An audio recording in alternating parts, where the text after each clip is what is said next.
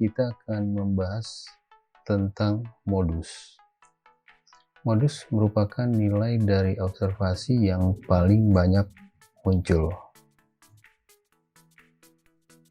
Nah, modus yang akan kita bahas di sini adalah bagaimana kita menghitung nilai modus untuk data yang dikelompokkan.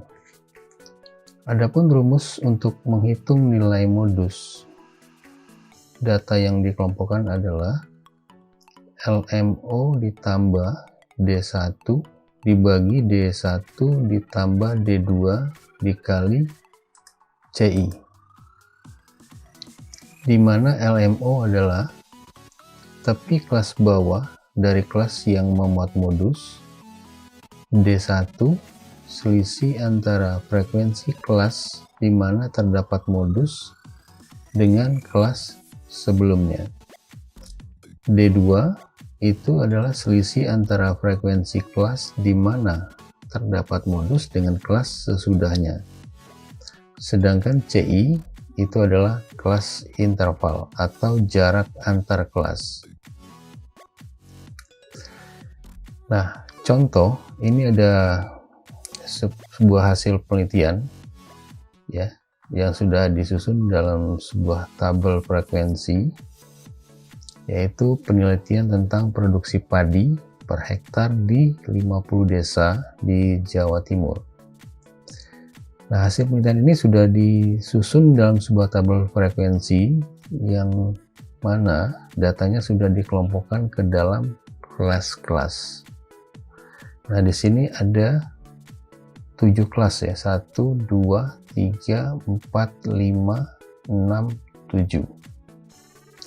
Nah, kalau kita lihat dari hasil penelitian ini, untuk kelas pertama, misalnya range atau produksi padi mulai dari 10 sampai 14, itu kita lihat ada 3 desa.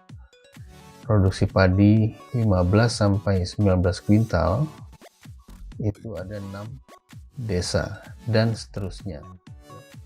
Nah, kalau kita lihat di sini, semua desa yang menjadi objek penelitian di sini adalah 50. Jadi N-nya ada sebanyak 50. Nah, pertanyaannya adalah berapa nilai modus atau tentukan nilai modus dari tabel frekuensi ini ya. Tabel frekuensi hasil penelitian ini, tentukan berapa nilai modusnya. Nah, untuk data yang dikelompokkan, maka modus itu terletak pada kelas yang frekuensinya paling banyak. Nah, jadi kalau kita lihat di dalam tabel frekuensi ini, frekuensi yang paling banyak itu adalah ini ya, kelas yang keberapa nih? 1, 2, 3, 4. Kelas yang keempat yaitu range penelitian 25 sampai 29 kuintal ya. Tabel produksi atau range produksinya 25 sampai 29, ada 15 desa. Nah, jadi ini merupakan modus ya, letak modusnya berarti ada di sini, yaitu di frekuensi yang paling banyak ya. Nah, karena letak modusnya kita sudah tahu, sudah kita tentukan, yaitu terletak pada frekuensi yang paling banyak, maka sekarang kita akan menghitung berapa nilai modusnya ya, dengan memasukkan angka-angka ke dalam rumus ini ya. Nah, di sini saya langsung perlihatkan saja. Jadi di sini LMO itu adalah 24,5. Ya, kita lihat ya, 24,5 ini dapatnya dari mana?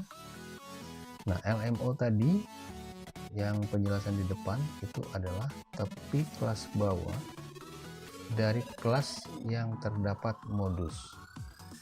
Nah, kelas yang terdapat modus itu adalah ini ya, kelas yang keempat ini ya. Nah, tapi kelas bawahnya berarti nilai antara 25 dengan 24 ini ya. Jadi kita jumlahkan saja 25 ditambah 24 kemudian dibagi 2, hasilnya 24,5 ya. Nah, kemudian nilai D1 itu adalah selisih antara frekuensi kelas modus yaitu 15 frekuensi kelas modus dengan frekuensi kelas sebelumnya. Nah, frekuensi kelas sebelumnya itu adalah 10, berarti selisihnya adalah 15 dikurang 10. Nah, ini ya, 15 dikurang 10 dibagi D1, bawahnya ditambah D2. Nah, berarti D1 nya sama ya, 15 kurang 10.